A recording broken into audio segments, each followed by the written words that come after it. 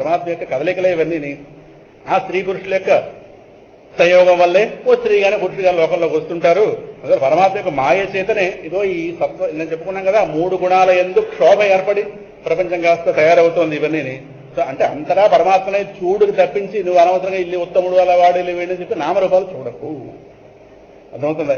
So ఈ పంచభూతాల ద్వారా క్షోభ పొందినటువంటి 3 గుణాలు, వాటి ద్వారా పంచభూతాలు రావడం, వాటి వల్ల ప్రాణుల సృష్టింపబడుతుంటాయి, వాటి వల్ల స్థితి ప్రళయాలు వస్తుంటాయి. కానీ మనం అసలు వాడిని విడిచిపెట్టిస్తాం, మనలో మనం కొట్టుకుంటున్నాం. చేస్తున్నవాడు నారాయణుడు, వాడిని పక్కన పెట్టిస్తాం, వీడిని వాడిని చంపాడు, వాడిని వీడిని చంపాడు. ఇవన్నీ పరమాత్మ నిర్గుణుడు.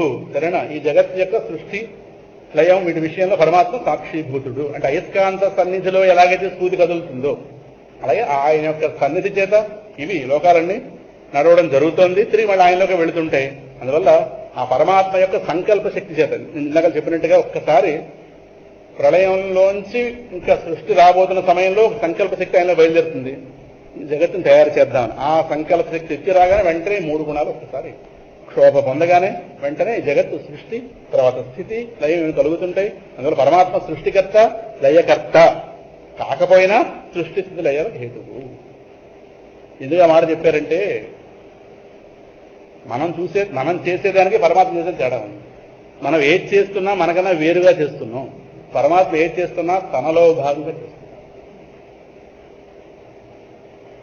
అందువల్ల మనకు బోధిస్తున్నప్పుడు ప్రపంచం మనకంటే వేరుగా తెలుస్తుంది కనుక ప్రపంచానికి పరమాత్మ సృష్టికర్త అని చెప్పాలి, స్థితికర్త అని చెప్పాలి, లయకర్త అని చెప్తాం.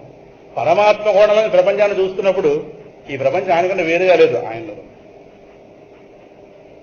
ఇప్పుడు మీరు రాత్రి కలలో ఎన్ని భవనాలు కట్టుకున్నా మీరు కర్త కాదు, ఎందుకంటే అది మిథ్య, సత్యం కాదు. నాకు 20 భవనాలు ఉన్నాయని చెప్పి లేచాక ఎవరో చెప్పరు. అక్కడ గృహప్రవేశం చేసిన మాట సత్యమే కానీ లేచిన తర్వాత ఒక ఇల్లు మీ మనుగడకి పనికిరాదు. కారణం ఇల్లుంటే కాదు. అక్కడ మీరు కట్టుకున్నది ఎక్కడ కట్టుకున్నారు? మీలో కట్టుకున్నారు. మరి ఇప్పుడు మెలకువలో కట్టుకున్నామని కూడా వేరుగా తెలుస్తున్నాయి. కాబట్టి నేను దీనికి యజమానండి, అది మాది కాదండి, ఇది వీదండి అని మాట్లాడుతున్నాం. సో మనకన్నా వేరుగా ఉన్న వస్తువు సహాయంతో తయారు చేస్తున్నాం. ఇది మన సృష్టి, ఆయన రళక్ కాదు, సంకల్పంతో తనలో తయారు చేస్తాం. సో సృష్టి మన సైకాలజీలో దాని సృష్టికర్త ఏమో కానీ ఆయన సైకాలజీలో దాని సృష్టికర్త కాదు, తనలో తయారు చేస్తున్నాడు. దాని సృష్టికర్త ఉంది, దానికంటే వేరుగా తయారు చేసే అవకాశం ఆయనకి లేదు, ఉన్నది ఆయనే కనుక. అర్థమవుతుంది. అందువల్ల ఆయన సృష్టి స్థితి లయకారకుడు అని మన వైపు నుంచి అంటున్నా ఆయన వైపు నుంచి ఆయన కాదు. ఏం పరమాత్మ అర్థం చేసుకోవడానికి బుర్ర పగులుతుంది. అన్ని వైపుల నుంచి చూడాలి వేదాంతం, అప్పుడు సమగ్రం అవుతుంది. అయితే మన యొక్క స్థాయిలోనే ఆయన సృష్టికర్త అనాలి, అంతే అంటాం. కానీ ఇవన్నీ ఏంటంటే ఒక్కొక్క హైట్లోకి వెళుతుంటే అప్పుడు అర్థమవుతుంది.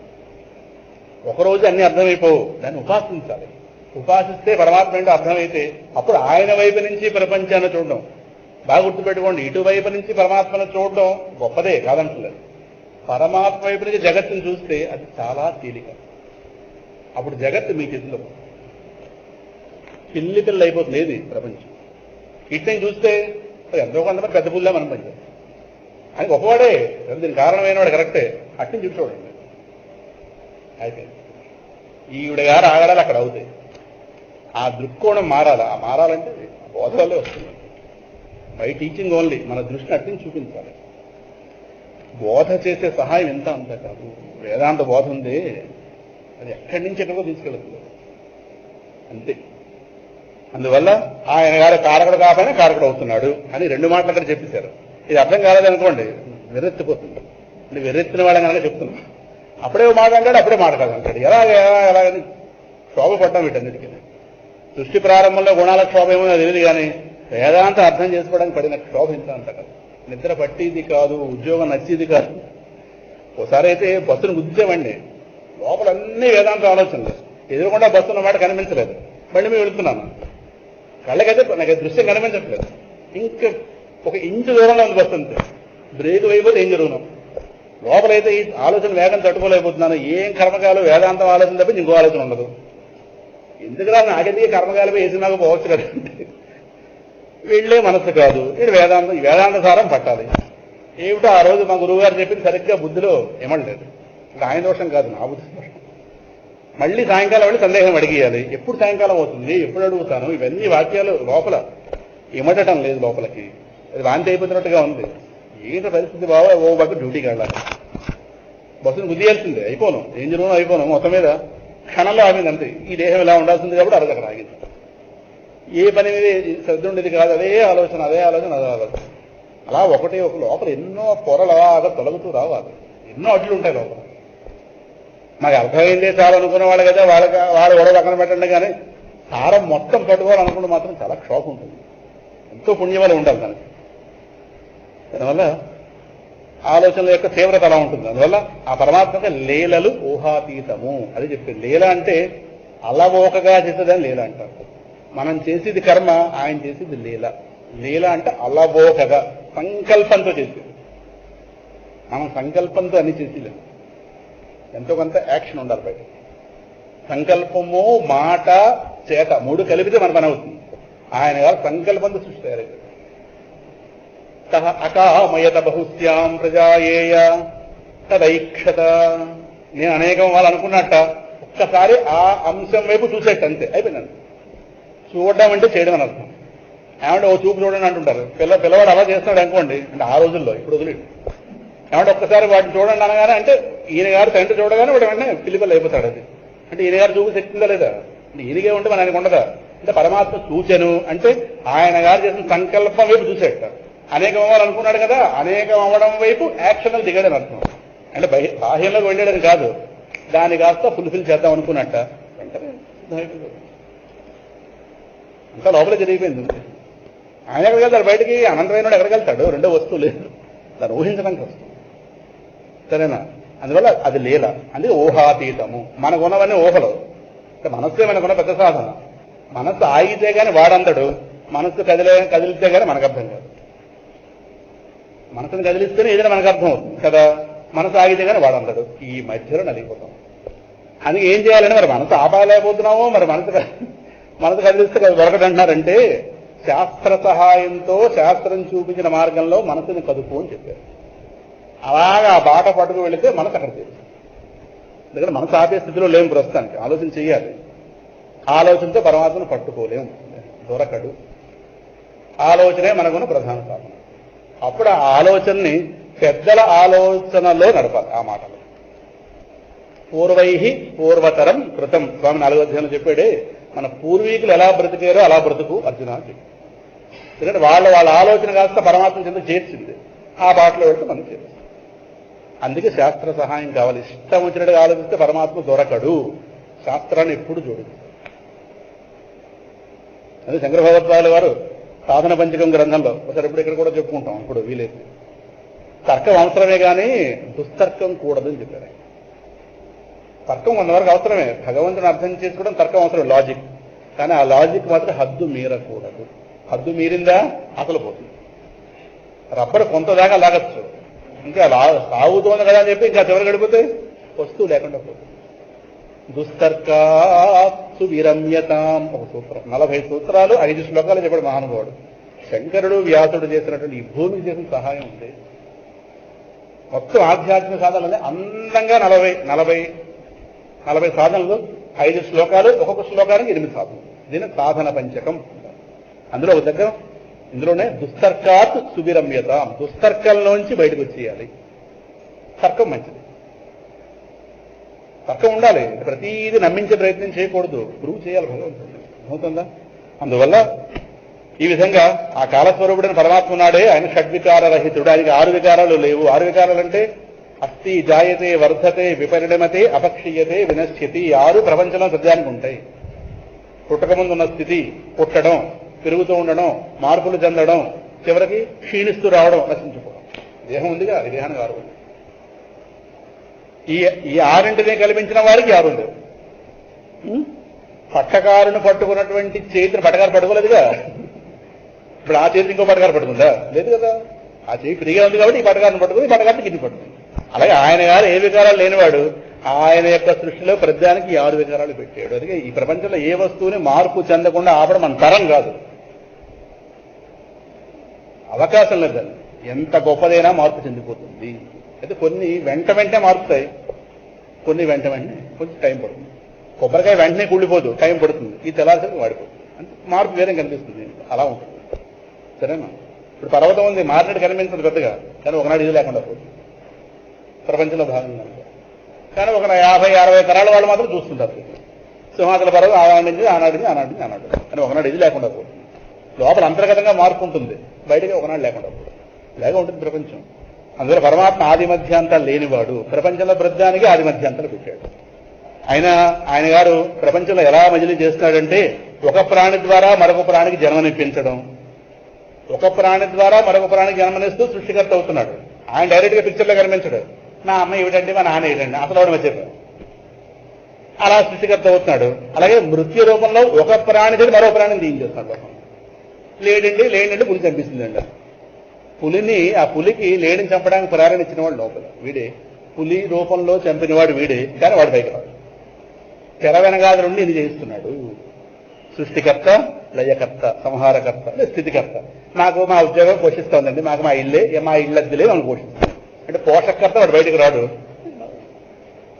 మా ఆయన గారు దుబాయ్ వెళ్ళి నెలకు 50,000 పంపిస్తున్నారు, సంతోషం. ఇవి కనిపించాడు కదా అని చెప్పి తెర వెనకాల వాడు కనిపించడు. భవనానికి పునాదులు ఎలా కనిపించవో అలాగే సృష్టి స్థితి లయకారకు సాక్షాత్తు వీడే అని వీడు పైకి రాడు. ఏమంటే ఇంటికెళ్ళి ఆ మాటలు అన్నాడు సుమా, ఏమంటే మీ పోషణలో ఉన్నాం, మీరు ఆ మాట ఇది ఇంట్లో ప్రయోగాలు చేయకండి. మీరు ఇవన్నీ బుద్ధిలో ఉండాలి. బయటకు మాత్రం చక్కగా మహానటి నటించారు. మన కోసం సినిమా తీశారు. సావిత్రి ఆడబోయింది, ఇప్పుడు మనం చక్కగా నటించి ఆయన లేకపోతే మేలేమండి, ఆ మామగారు లేకపోతే మాకు పొలాలు ఎక్కడ ఉన్నాయండి, ఈ మాటలు అంటుంటారు. అంటే మనకు చలామణి ఉంటుంది, ఇంట్లో ఒక గౌరవం ఉంటుంది.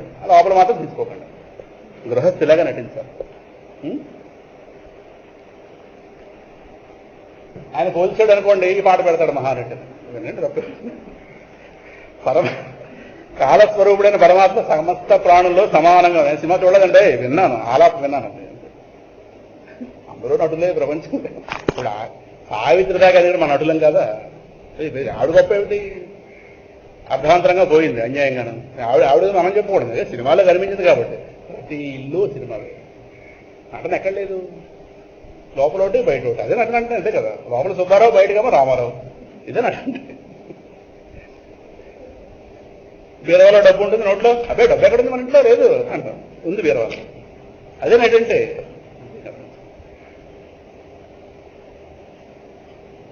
సత్యాలు అదే కాలస్వరూపుడైన పరమాత్మ సమస్త ప్రాణులు సమానంగా ఉన్నాడు అని ఆయన గారికి తారతమ్యాలు ఉండవు. సమోహం సర్వభూతేషు 9వ అధ్యాయం కుదురులో చెప్పుకోకపోతే అందులో వస్తుంది.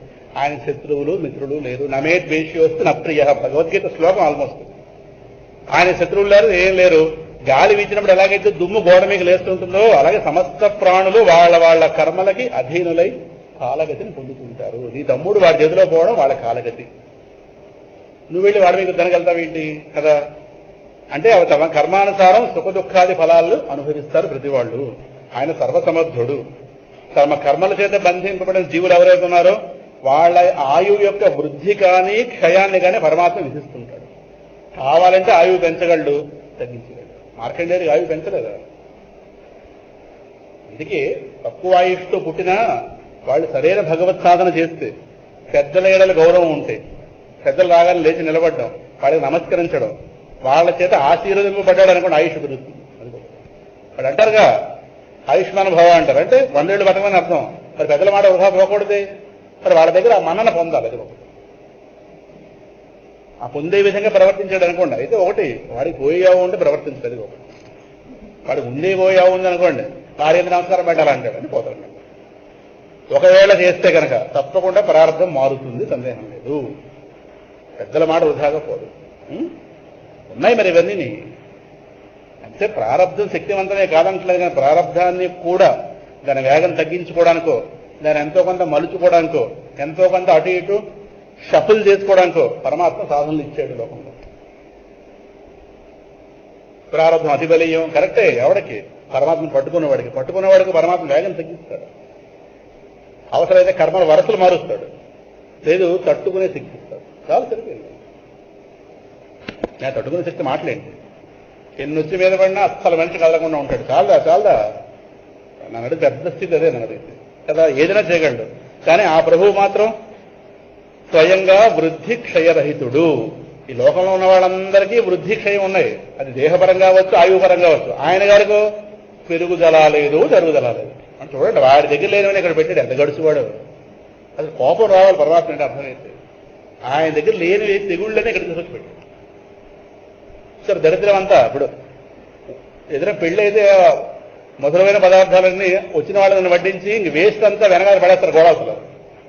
న్యూ కాలనీ కళ్యాణ మండపం వెళ్తే తెలుస్తుంది రైల్వే ఆ వెనకాల గోడంతా కూడా పాడైపోయినవి, ఇంగ్లీష్ విస్తరాకులు ఇవన్నీ అనవసరం. అవన్నీ అవి అక్కడ పెళ్లి మండపంలో పెట్టరు, అవి గోడవలు పడేస్తారు, లేదా డస్ట్బిన్లో పడేస్తాం. అదిలాగో ఆయన గారి దగ్గర లేనివన్నీ ఆ డస్ట్బిన్ మంది, ఆ డస్ట్బిన్ భూమి. ఆయన గారి వృద్ధి క్షయం లేదా, ఆయన గారి పరిమితులు లేవా, ఆయన గారి 3 గుణాలు లేవా, ఆ దరిద్రంతో మనక దరిద్రం ఇది. అయితే ఈ దరిద్రమైన గోల్చకుండా ఉండాలి, ఇదే సంపద అనుకున్నట్టుగా మోహం పెట్టాడు. అది గొప్పతనం. మన పిల్లవాడు అలా ఏడాది ఎదిగిపోతుంటే ఎంత ఆనందం. మనకు బర్త్డే సంపదను ఒకటి పడింది. దరిద్రం వికారం, అది మార్పు చెందడం వికారం. మనకు తెలియదు కనుక మళ్ళీ ఈ వికారం కోసారి మళ్ళీ నలుగురు పిలవడం వికారం ఒకటి పడింది. దానికి ఏది భోజనం పెట్టడం అంటే వీళ్ళ ఈ మోహంలో పడేస్తే నా ఎవరు తిరగరు కదా అని చెప్పి అలా జాగ్రత్త పడ్డాడు. మనకి ఇదే ఆనందం. ఓ పక్క పరిమితి విధించడం దుఃఖం లేదు. చూడండి ఎంత బిల్డింగ్ కట్టారు మా ఆయన. పరిమితి పెద్ద చేయలేదు. ఏంటది? ఏం చేయలు? పెద్ద జైలు. ఫిలిషియల్ బిల్డింగ్ అంటే పెద్ద జైలు అని అర్థం కదా. ఇన్ని పెట్టారు కట్టారు. జైలు గోళ్ళకి రంగేసుకుంటారు. ఐడియా ఉందా? ఇప్పుడు జైల్లో కూడా గోళ్ళకి రంగేస్తారు కదా. వాళ్ళలాగా దోమలు పెరిగిపోతున్నాయని చెప్పి ఖైదీలు చెప్పగానే కూతురం వేస్తారు. అలాగే ఇది జైలు అని అర్థం కాకుండా ఉండగా దీన్ని రంగు వేసుకుంటాడు. మనకు దీనికో రంగు, దీని శుభ్రంగా హాయిగా చూసుకోవడం అంటే నేనన్న బుద్ధి పెట్టించాడు. పెట్టిగానే మనకి ఇదే హాయి, మనకి ఇదే ఆనందం. ఎక్కడ వాడిని కంప్లైంట్ చేయకుండా ఉండే విధంగా పెట్టాడు. తిరగబడ్డామో మోక్షం ఇస్తాడు. నేను తిరగబడదాం ఇలా ఎవరు తిరగబడతాడని చూస్తుంటాడు బాబు. అంటే ఈ తిరగబడడం అంటే ఈయన యొక్క సారం గ్రహించడం. అమ్మ బాబు ఇదేమిటిది ఇలా ఉంది, ఇది నా స్వరూపం కాదు కానీ వెనక్కి తిరిగితే ఒళ్ళో కూర్చోబెట్టుకుంటాడు. వాడి ప్రహ్లాదు ఫాల్స్ అనేవాడు సామాన్యంగా ఫాల్స్ అనేవాడు. ఏదో మోహంలో పెట్టేస్తాడు మనం. ఏదో మోహం, అనంత కోటి మోహాలు. మీరు అనొచ్చు మరి కొత్త ఇన్నేన మోహాలు కొత్తగా ఉండవని. కొత్త మోహాలు సృష్టించడానికి పడుకున్నాడు. ఏది పడుకున్నాడు ఎప్పుడే వెళ్ళిపోయిన తర్వాత ఆ కొత్త మోహాలు పడుకొస్తాడు. ఈ ఉన్న మోహాలు ఎవడు మళ్ళీది తన వైపు ఎవడిని పూర్తిగా తిరగనివ్వడు. అవసరమైతే కోరిక రూపంతో తిరగనిస్తాడు. ఆ కోరిక ఎవరిని జ్ఞానభక్తులు అవ్వనివ్వడు. సామాన్యంగా అవనివ్వడు. ఎవరిని ఛాలెంజ్ కావాలంటే ఎవరైతే అవ్వని చూద్దాం వాళ్ళు అవనివ్వడు. అయితే కానీ మన ప్రాణ సుఖం లేదు. చూడండి ఎన్ని పెట్టాడు. దరిద్రాలను ఇక్కడ పెట్టాడు. సుఖ దుఃఖాలు అక్కడ లేవు. సుఖ దుఃఖ స్పరిశలేని ఆనందం అయింది. సుఖ దుఃఖాలు ఇక్కడ. చావు పుట్టుక ఆయనకి లేదు, ఇక్కడ చావు పుట్టుక. తరుగుదల పెరుగుదల లేనివాడు, అవన్నీ ఇక్కడ. 3 గుణాలు లేవు అక్కడ, 3 గుణాలు ఇక్కడ. పరిమితులు లేవు అక్కడ, పరిమితులు. చాలు ఎందుకనే ఇంకా చెప్పండి బోల్డ్ చెప్తాను. కామక్రోధాలు గుణాలకి అక్కడ స్థానం లేదు. అవన్నీ మన ఆస్తి తెలారుతుంది. తెచ్చిపోతున్నాం దేంతో దాంతో. ఈ పరమాత్మ గురించి మీమాంసకులు ఉన్నారే వాళ్ళు అంటే ఎవడికి వాడి జ్ఞానం కలిగిన వాడు. అది ఇంకా రకరకాల సిద్ధాంతాలు బయలుదేరే. పూర్వ మీమాంసకులు అని చెప్పి కొంతమంది ఉన్నారు, రకరకాల వర్గాలు. వాడి పేరు వినండి చాలు. వాళ్ళు ఏమంటారంటే కర్మ వల్లే ప్రపంచ సృష్టి జరుగుతుందంటే వాడి మోహం వాడిది. మళ్ళీ వాళ్ళందరూ వేదం పట్టుకున్న వాళ్లే. వేదం పట్టుకున్న ప్రతి వాడికి జ్ఞానం వచ్చేస్తుంది అనుకొస్తున్నా. ఒక శంకరుడికి వచ్చింది. ఎదుగు భగవద్గీత ఉన్న ఇళ్ళన్నీ కూడా వాళ్ళందరూ భాగవతోత్తములు అనుకోకండి. భగవద్గీత చాలా మంది ఇళ్లలో ఉంది. అందువల్ల వాళ్ళందరూ భాగవతోత్తములు అయిపోయారా? అలాగే వేదం పట్టుకున్నది మాత్రం అందరికీ సరైన జ్ఞానం కలుగుతుంది అనడానికి లేదు. కానీ సరైన జ్ఞానం కలగాలంటే వేదమే పట్టుకోవాలి. సో ఈ వేదాన్ని పట్టుకుని ఆ పూర్వ మీమాంసకులు వాళ్ళ కర్మకాండతో సృష్టి జరుగుతుంది ఒకటంటాడు. ఇంకా చారవాక సిద్ధాంతం వాళ్ళు వేదాన్ని ప్రమాణంగా పెట్టుకోరు. వాళ్ళు ఏమంటారంటే ప్రకృతి అండి అంతాను, ప్రకృతి వల్ల జరుగుతుంది అంతంటే పరమాత్మను ఒప్పుకోరు. ప్రకృతి వల్ల అంటే ఎలా బతికినా పర్లేదు, చావు పుట్టుకులు లేవు, ఇంకా ఎవరు ఎలా బతికినా నష్టం లేదు అలా చెప్తారు వాళ్ళు. వేరే ఎవరు కారకం లేరండి అంటారు. ఇంకా వైశేషిక మతం అనేవాళ్ళు వాళ్ళు ఉన్నారు. వాళ్ళు అంటారు ఏమండి కాలం వల్ల జరుగుతుంది అంటారు. కాలం అండి, కాలం వల్ల ఆ కాలమే కారణంగా ఉందని సృష్టి జరుగుతుంది. కొంతమంది జ్యోతిష్కులు ఉన్నారే, జ్యోతిష్ శాస్త్రం వాళ్ళు అంటారు దైవం అనే అదృష్టమే ఈ సృష్టి కారణం అని అంటుంటారు. ఇంకా కామశాస్త్రవేత్తలు వాత్సాయన వాదులు ఉన్నారే వాళ్ళు అంటారు కామం వల్లే సృష్టి జరుగుతుంది. 16వ అధ్యాయం భగవద్గీతలో ఉంది. అపరస్పర సంయోగం అంటాడు, అక్కడ శ్లోకం ఉంది. సృష్టి కారణం వేరే ఎవరూ లేరు, స్త్రీ పురుష కలయిక వల్లే సృష్టి జరుగుతుంది. వారికి అంతవరకు అర్థమైంది. ఇంతదాకా అర్థమైందో బైబిల్ అండి. అదేదో పండు తింది, ఆ పండు తినగానే ఏదో కలిగింది, బైబిల్లో ప్రారంభంలో చెప్తారు. దీనికి సృష్టి కారణం ఎవరూ లేరు. స్త్రీ పురుష సంయోగం వల్ల, అపరస్పర సంయోగం శ్లోకం మర్చిపోయాను, స్త్రీ పురుష సంయోగం వల్లే జరుగుతుంది అని ఆలోచించేవాళ్ళు ఆసురీ మతం అందరూ. పరమాత్మ ఆసురీ గుణం అనేవాడు అలా అంటే తన దాకా ఎవరిని చూడనివ్వడు. ఈ మధ్యలోనే ఎక్కడో రాకపోతాడు. ప్రహ్లాదుని పట్టుకున్నాక నాకు అర్థమైంది, అది వెళ్ళనివ్వడు, దగ్గరికి వెళ్ళనివ్వడు, రానివ్వడు. వీళ్ళందరూ మహావేత్తలు, సామాన్యులు కాదు, కానీ ఆ సిద్ధాంతం దగ్గర అయిపోయారు. అంటే మీకు అర్థమయ్యే భాషలో చెప్పాలంటే, హైదరాబాద్ వెళ్దామని హైదరాబాద్ ట్రైన్ ఎక్కిన వాళ్ళు వాడికి తోచిన స్టేషన్లో దిగిపోయి ఆ స్టేషనే హైదరాబాద్ అనుకుంటారు. మీకు ఇలా చెప్తారు, చివరిదాకా వెళ్ళనివ్వదు, ఆ ట్రైన్ దింపేస్తుంది. తామలకోట స్టేషన్లో పకోడీలు చూస్తాడు. ఒకనాడు ఎప్పుడు హైదరాబాద్లో పకోడీలు తిన్నాడు, కరెక్టే. ఇవాళ పకోడీలు తామర్లకోటలో కనిపించగానే తామర్లకోట హైదరాబాద్ దిగుతాడు. దేనికి వల్ల పకోడీ వాళ్ళు దిగుతాడు. దిక్కుమాల పకోడీ తామర్లకోట అంటే అది ఇక్కడ కనిపించగానే ఇది అదైపోతుందా? అలా చేస్తాడు పరమాత్మ. ఎవరిని చివరిదాకా వెళ్ళనివ్వడు. చివరిదాకా వెళ్ళేవాడు, దిక్కకుండా వెళ్ళేవాడు శంకర భగవత్పాదులు. మిగతా వాళ్ళు మధ్యలో దిగిపోయినవాడు, పేర్లు ఎందుకు అనవసరం. అందువల్ల పరమాత్మ ఇంద్రియాలకు కానీ ఏ ప్రమాణాలకు అందడు. మనకని దిక్కుమాల అన్ని ప్రమాణాలు మనకు పెట్టాడు. ప్రత్యక్ష ప్రమాణం, అనుమాన ప్రమాణం, ఉపమాన ప్రమాణం, ఈ దిక్కుమాల ఎన్ని ప్రమాణం. ప్రమాణం అంటే జ్ఞానం కలిగించిన సాధనం. ఆయన గారు ఏ ప్రమాణానికి అందడు. అయితే శాస్త్రం అనే ప్రమాణాన్ని పట్టుకుని పద్ధతిగా వెళ్ళి అందుతాడు. డైరెక్ట్గా మళ్ళీ అందరూ భగవద్గీత పఠిస్తున్నాను కాబట్టి అందరం అందడు. అందులో విషయాన్ని ఉపాసన చేస్తే, తపస్సు చేస్తే, ఆయన చెప్పినట్టుగా జీవిస్తే మర్యాద పెట్టుకున్నాడు కాబట్టి అందుతాడు. కానీ సూటిగా పరమాత్మను పట్టుకోలేము. అందుకే వేదమే ప్రమాణం అన్నారు. అంటే వేదం డైరెక్ట్గా అందించదు, ఇండైరెక్ట్గా అందిస్తుంది. ఇంకా అంతకన్నా వేరే దిక్కులేదు కనుక ఇదేమిటి, ఎవరిని నా దగ్గర రానివ్వకపోతే ఏం బాగుంటుంది, నేను చెడ్డ అయిపోతానని చెప్పి ఓ గేట్ ఒకటి పెట్టాడు. ఎంతమందికి అన్ని గేట్లు మూసాడు, ఓ గేటు. ఆ గేటే వేదం. దీన్ని ఆప్తవాక్యము అంటారు. పెద్దలు కాస్త గ్రంథాన్ని ముందు పెట్టుకుని చెప్తే వాళ్ళ మర్యాదలో నిలబడితే, సదాచారంలో వెళితే, సన్మార్గంలో వెళితే దొరుకుతాడు. ఎందుకంటే వాళ్ళ దొరికాడు కాబట్టి మనకు దొరుకుతాడు. ఇంకా రకరకాల మతాలు, రకరకాల గురువులు, రకరకాల గ్రంథాలు, ఎవడి పిచ్చి వాడికి రకరకాల ఛానల్స్. మనకి ఎవరిని చూస్తే వాడే గురువు అనిపిస్తుంది మనకి కదా. అదే కలికాల భేషజం. రహస్యం చూస్తే ఇంత లోపల ఉంది కదా. ఏ ప్రమాణం అందడు, సందేహంలో. సరేనా? ఇంక ఈ సృష్టికి కారణభూతమైనటువంటి నేను చెప్పుకున్నాం కదా, మహత్తు ఇలాంటి శక్తులన్నీ కూడా ఆయన నుంచి ఉత్పన్నమయ్యాయి. ఆయన సంకల్పాన్ని ఈ జగత్తులో ఎవరు ఎరుగజాలరు. బ్రహ్మగారు కూడా అర్థం కాదు స్వామి ఏం చేయబోతున్నాడు. స్వామి నాకు ఏం చెప్పాడంటే, మనందరినీ కూడా బృందావనంలో మీ రూపాలతో పుట్టమన్నాడు. ఆయన ఎప్పుడు వస్తాడో, ఎవరికి పుడతాడో నాకు తెలియదు. నాకు చెప్పింది నేను చెప్పాను, కానీ ఉన్నదంతా ఆయన చెప్పండి. నాకు సరైన సమయంలో చెప్పొచ్చు, చెప్పకపోవచ్చు. బ్రహ్మగారికే హాఫ్ నాలెడ్జ్, ఇది పరమాత్మ పరంగా. మనకి ఎంత వాళ్ళం, ఇది ఇన్ని వేదాల జ్ఞానం తన సొంతమైన వాడికి పరమాత్మ కదలికలు అందవు, చెప్పడు అంతే. ఆయన సంకల్పాన్ని జగత్తులో ఎవరు తెలుసుకోలేకపోతున్నారే. మరి జగత్తుకి మూల కారణమైన ఆ ప్రభువుని ఎవరు తెలుసుకోవాలి? సంకల్పమే రాబట్టలేకపోతున్నామే. అది పెళ్లి మాటల్లో చూడండి, వాళ్ళ మనసులో ఏముంది బయటకు రాదు. ఎప్పటికీ వాళ్ళు ఏం అడుగుతారో ఏమిటన్నది చాలా కష్టమైపోతుంది లాగడానికి. ఈ లోపు మన మిక్సీ ఖర్చు అయిపోతుంది, మన బూందీ ఖర్చు అయిపోతుంది, మన టీ కాఫీ 4 పాల ప్యాకెట్లు ఎప్పుడు మాట్లాడండి. అప్పటికి ఓ జిలేబీ ఖర్చు అయిపోతుంది, ఇన్ని పోతుంటాయి. వాడు బయటపడ్డప్పటికి వాళ్ళు ఫ్రీగా చేసుకుంటాడా, నేను కావాలా అని ఆ మధ్యవర్తిని అడుగుతుంటాం. వీడి సంకల్పాన్ని బయట రాదు. పెళ్లి పెద్ద సంకల్పాన్ని బయటకు రాగలేకపోతే ఆ పెద్దని ఎవడు బయటకు లాగంటారు. అన్ని మీ ఉదాహరణలే. కొన్ని నిమిషం సాగి ఇష్టమైన తినేస్తుంటాడు, ఓండా ఆండు అలా బాగా ఖర్చు అయిపోతున్నాయి. ఇవన్నీ అంటే ఇన్ని తింటాడని మనం అనుకోలేదు, అన్నీ తినేస్తుంటాడు. అలాగని వెళ్ళి వస్తామండి అండు, ఏదో చెప్పడు, తేల్చడు, నచ్చిందండో నచ్చిందండో వెళ్ళే కౌరు పెడతామండి, ఏదో చెప్పాలి కదా. రాత్రి అయిపోతుంది, మనం తినద్దా మరి.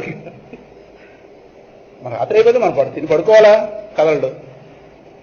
నాకు నచ్చిందంటే ఏదో మన తర్వాత మాట్లాడతామంటే ఏ మాట మాట్లాడతాం, అనవసరం మాట్లాడదు మాట.